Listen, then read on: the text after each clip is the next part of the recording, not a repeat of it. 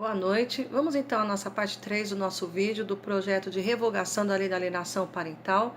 Eu sou a doutora Elizabeth Alonso, estou nesse projeto junto com a doutora Patrícia Alonso e o doutor Felício Alonso. Quero agradecer mais uma vez a atenção de vocês.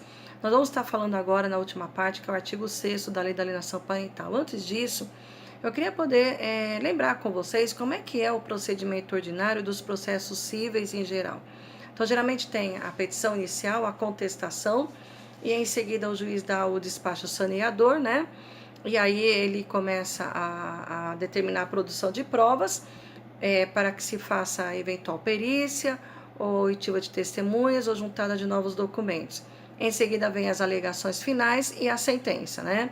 Pois bem, os processos que envolvem a lei da alienação parental não seguem esse rito. É o único processo que não segue o rito ordinário ou o sumário previsto no Código de Processo Civil.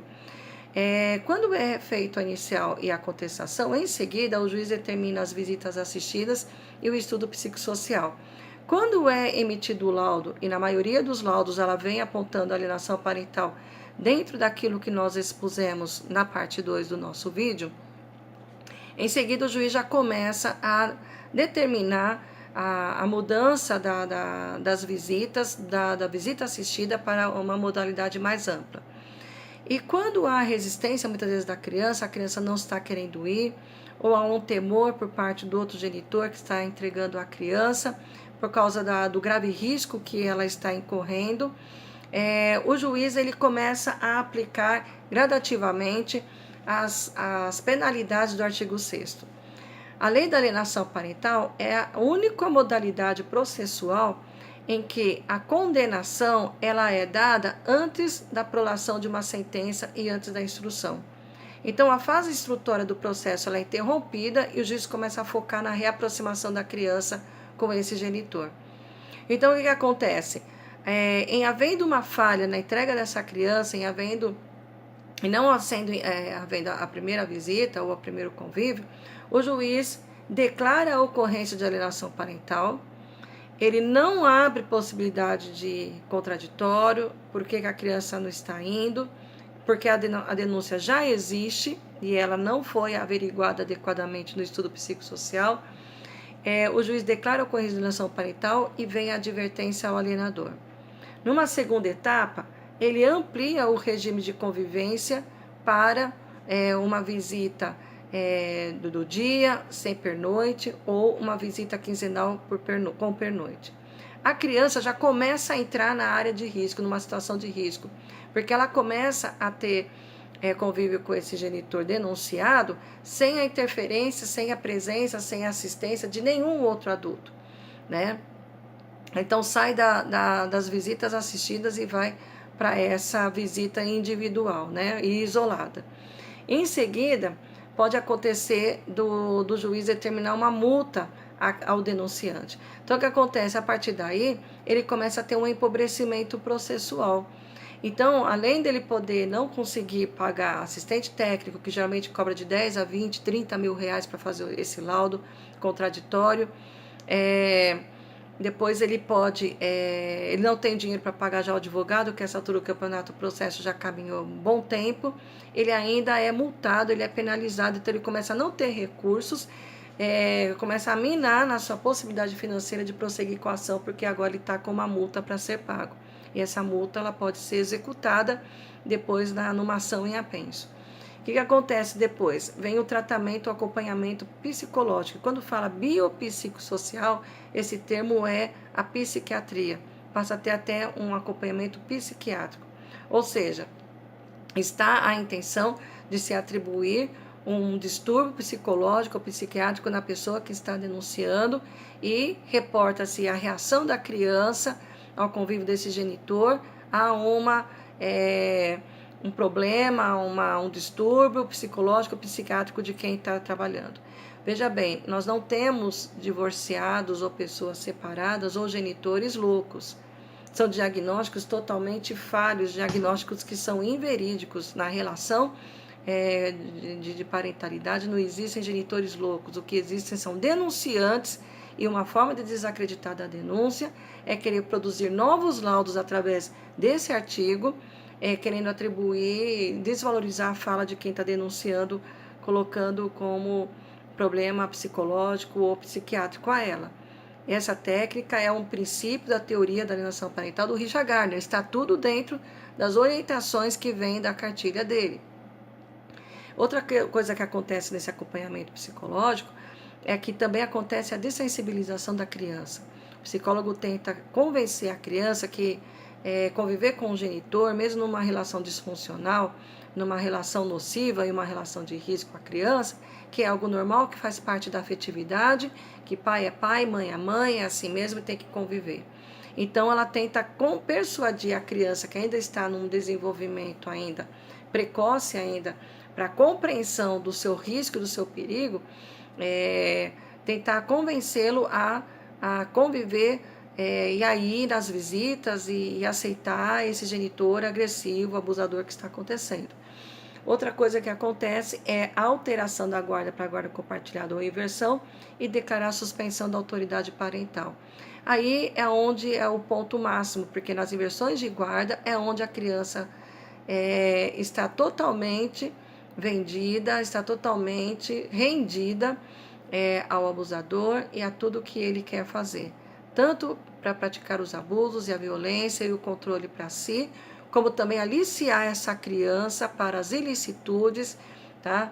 Para cometer crimes, para participar de sistemas criminosos ou para aliciar ela até para a exploração sexual, para o tráfico sexual. É simples, basta tirar foto dentro de casa, no banheiro, no quarto, abusando da criança, o abusador nunca aparece nas filmagens e nas fotos, e vender ou compartilhar esse material para os próprios familiares que já têm uma cultura de pedofilia incestuosa, ou também para a rede de pedofilia no Brasil, que hoje 76% das imagens encontradas na rede de pedofilia são em sites brasileiros. E isso é lamentável, porque o Brasil é o único país que tem a lei da alienação parental aqui. Então, o nosso país está alimentando um crime, permitindo a vigência dessa lei, e os tribunais estão obrigados a seguir essa lei enquanto ela estiver em vigor. Outra situação que acontece é a suspensão da autoridade parental. Nós dizemos que agora quem está praticando a alienação parental é o Estado. O Estado é quem está institucionalizando isso. Porque quando se tira de um genitor a guarda, sem motivo, pura e simplesmente através de todo esse processo cruel, massificador, tá, da alienação parental, como eu expliquei, um simples laudo tira a criança de quem está denunciando, de quem não maltrata, não causa os maus tratos, não está sendo o causador do problema, tira dele e entrega a criança para uma situação de risco. Tá?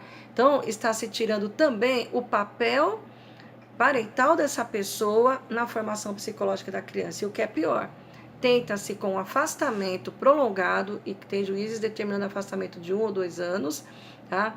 O esquecimento na memória da criança, da figura e do papel dessa pessoa ausente na vida dessa criança. É uma segunda violência que se pratica, porque além de entregar ela para quem está sendo denunciado de violência e não sendo apurado, porque nessa fase existem hoje inversões de guarda antes mesmo de encerrar a fase da instrução processual. O que está acontecendo? A criança é entregue uma primeira violência contra aquele que está sendo denunciado, e ela sabe que o mal que a pessoa faz com ela, e ela está sendo tirado daquele que está protegendo, a quem ela ama, a quem ela quer conviver. E suspende a presença dessa pessoa, anula a presença dessa pessoa. Então, os danos que é causado no psicológico, na cabeça dessa criança, nessas condições que a justiça está fazendo, através dessa lei, é muito danosa.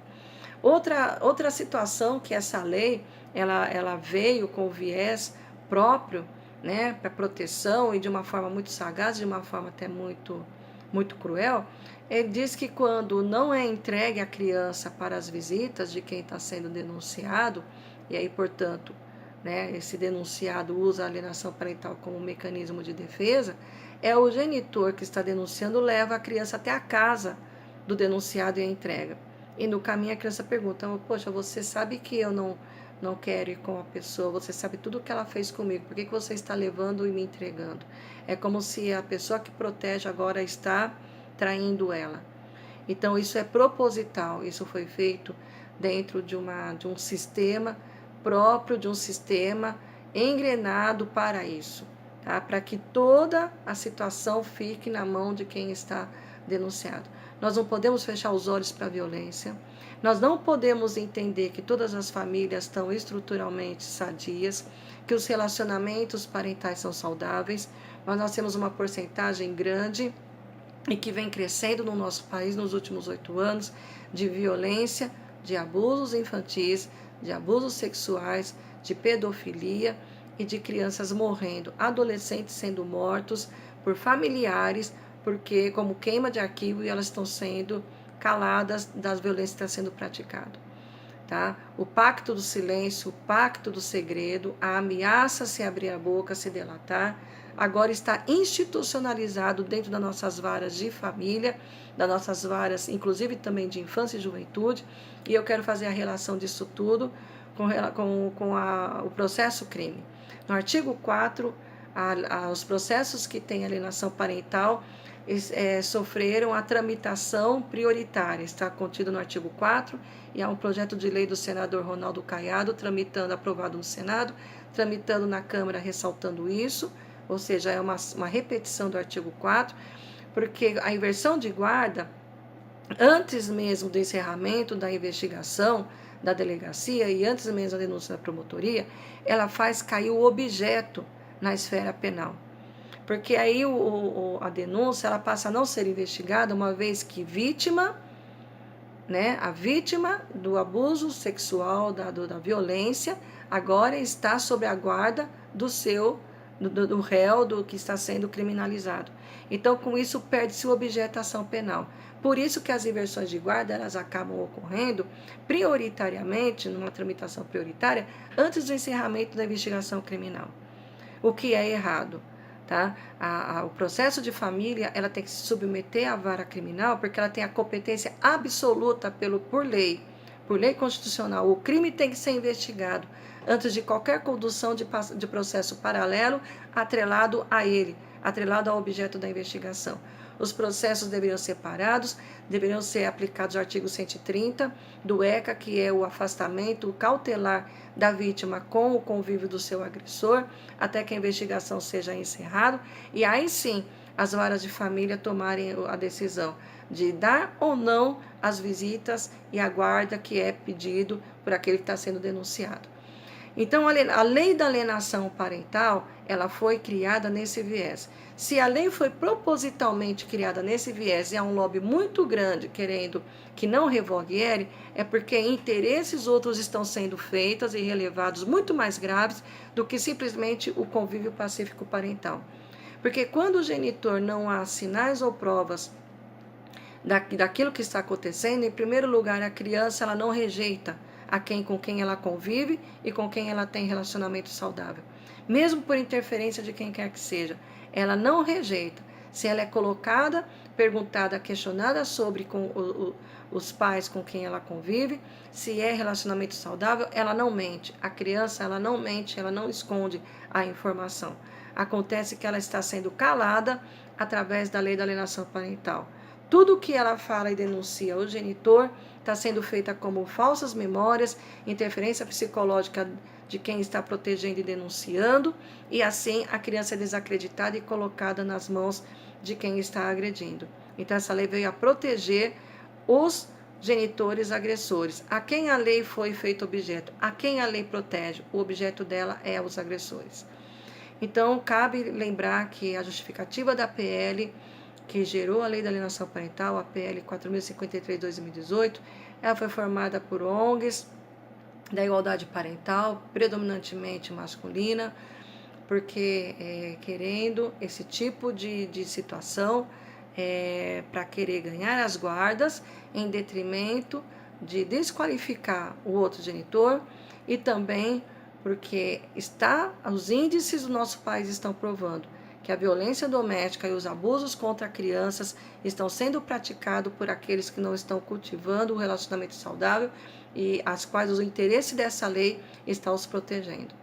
Então eu quero pedir ao Congresso Nacional uma atenção a esses vídeos, uma atenção ao material que está sendo levado e que possam estar encaminhando esse projeto de lei para que não só a revogação da lei da alienação parental ela acesse os processos atuais, como também possa anular as sentenças que foram dadas de inversão de guarda sem a correta investigação a fundo, né, total das denúncias feitas.